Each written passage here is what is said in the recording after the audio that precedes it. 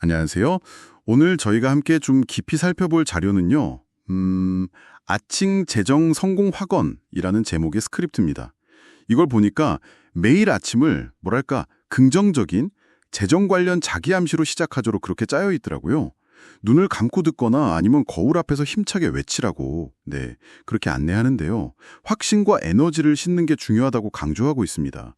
그래서 이번 시간에는 이 확언들이 좀 어떤 종류의 마음가짐을 만들어내려고 하는 건지, 그리고 그게 듣는 분들께는 어떤 실질적인 의미가 있을지 그걸 알아보려고 합니다. 자, 바로 한번 그 핵심으로 들어가 볼까요? 네, 좋습니다.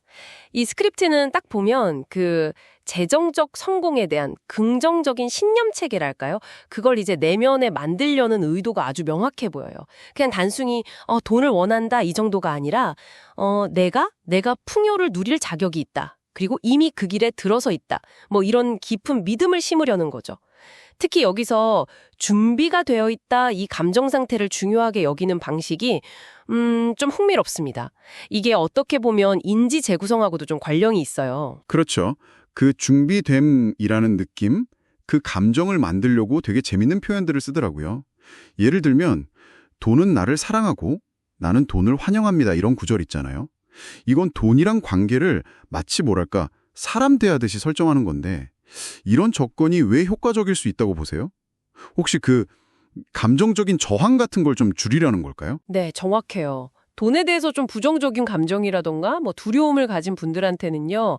이런 식의 의인화나 긍정적인 관계 설정이 심리적인 장벽을 낮추는 데 도움이 될 수 있거든요. 돈을 막연히 두렵거나 좀 위협적인 존재가 아니라 친근하고 나랑 협력할 수 있는 대상으로 여기게 만드는 거죠. 더 나아가서 보면 나는 수입의 흐름을 통제할 수 있고 더 큰 흐름을 만들 수 있다거나 내 삶의 주도권을 경제적으로도 완전히 갖고 있다 이런 선언들이요. 이건 아주 강력한 자기 효능감 그리고 통제감 이런 걸 심어주려는 의도가 분명합니다. 아, 그 통제감이라는 지정. 네네. 그게 되게 중요해 보이네요. 심리학에서 보통 말하는 내적 통제 소재, 뭐 그런 개념하고도 좀 연결되는 것 같고요. 그러니까 외부 환경 탓하기보다 내가 상황을 만들어갈 수 있다. 이런 믿음이잖아요. 이런 확언들이 딱 그런 믿음을 강화하려는 의도가 좀 엿보이는 것 같아요. 맞습니다. 재정적으로 좀 어려움을 겪을 때 사람들이 보통은 무력감을 느끼기가 쉽잖아요. 그런데 이 확언들은 그런 감정에 뭐랄까 정면으로 맞서는 것처럼 보입니다. 계속해서 내가 상황의 주체라는 걸 상기시키는 거죠.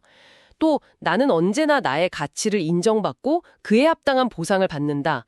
이 확언은요. 개인의 가치랑 재정적인 결과를 직접 연결시키는 거예요. 가치 있는 나는 곧 합당한 보상을 받는다. 이런 공식을 내면화하려는 시도인 거죠. 오, 그거 흥미로운 연결이네요. 근데요, 이런 식으로 얘 가치랑 재정적인 보상을 너무 이렇게 딱 붙여놓는 게 이게 혹시 좀 부담으로 작용하거나 아니면 상황이 내 기대대로 안 풀릴 때 오히려 더 크게 실망하게 만들 가능성은 없을까요? 아, 네, 충분히 그럴 수 있습니다. 그 지적은 중요해요. 확언의 효과라는 게 결국 개인이 어떻게 해석하고 받아들이냐에 따라 많이 달라질 수 있거든요. 그래서 아마 균형이 중요한 것 같아요.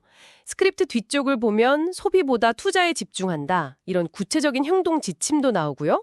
동시에 나는 풍요의 자석이다. 돈과 기회가 나에게 끌려온다. 이런 약간은 형이상학적인 선언도 같이 있잖아요. 이것도 그런 맥락에서 볼 수 있을 것 같아요. 그러니까 마음가짐뿐만 아니라 행동의 변화도 같이 촉구하는 거죠.